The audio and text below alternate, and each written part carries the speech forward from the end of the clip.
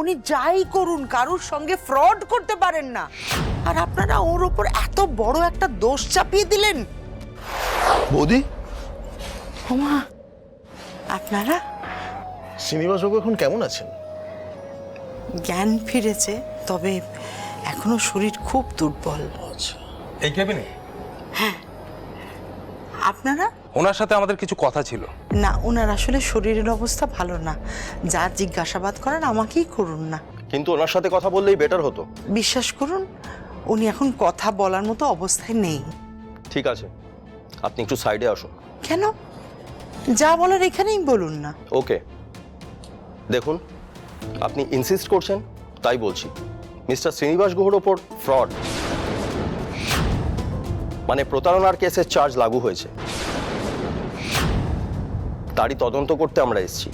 মানে কিসের প্রতারণা?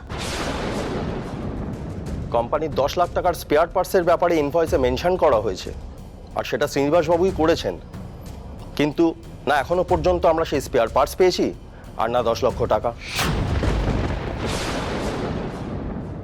কার উপর কি দোষ চাপাচ্ছেন?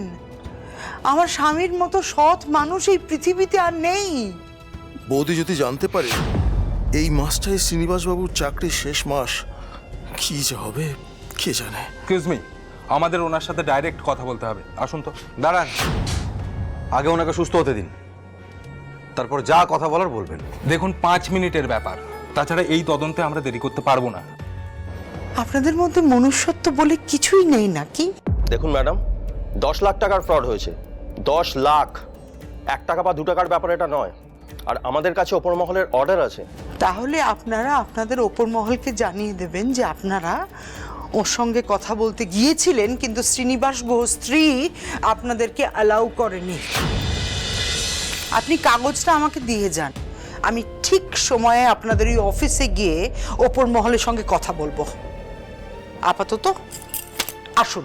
ঠিক আছে, আপনি অফিসেই আসুন, কিন্তু দেরি করবেন না, আজকালের মধ্যেই আসবেন, কারণ এই তদন্তটা আমাদের যত তাড়াতাড়ি সম্ভব কমপ্লিট করতে হবে। চলুন। আমার স্বামী 40 বছর এই কোম্পানিতে কাজ করছে, একদিন দুদিন না। কোম্পানির প্রত্যেকে জানে উনি কতটা সৎ এবং নীতিবান একজন মানুষ। উনি আর যাই করুন কারুর সঙ্গে ফ্রড করতে পারেন না, আর আপনারা ওর উপর এত বড় একটা দোষ চাপিয়ে দিলেন। আমি জানতে পারি কিসের ভিত্তিতে আপনারা এটা করলেন? আপনাদের কাছে ওর বিরুদ্ধে কি প্রমাণ আছে? আপনার এত কথার জবাব আমি দেব না। আপনি একজন হোম মেকার, গৃহবধূ। এই ব্যাপারে যা অফিসিয়াল কথাবার্তা সেটা অফিস কমিটি, লয়ার এবং শ্রীনিবাস বাবু এই 3 পক্ষের মধ্যে হবে। এই ব্যাপারে আপনার মাথা না ঘামালেও চলবে। Why? I am his better half. আপনাদের এই অফিসের কাজকর্ম হয়তো আমি কিছু বুঝি না, তার মানে আমি তো অশিক্ষিত নই। তার চেয়েও বড় কথা, আমার স্বামীকে আমি পুরোপুরি চিনি এবং জানি উনি কি কি করতে পারেন আর কি কি করতে পারেন না। সেই সম্পর্কে ধারণা আমার সব থেকে বেশি আছে। আমি আবার আপনার কাছে জানতে চাইছি স্যার, আমার স্বামী যে আপনার কোম্পানির সঙ্গে ফ্রড করেছেন তার কি প্রমাণ আছে আপনাদের কাছে?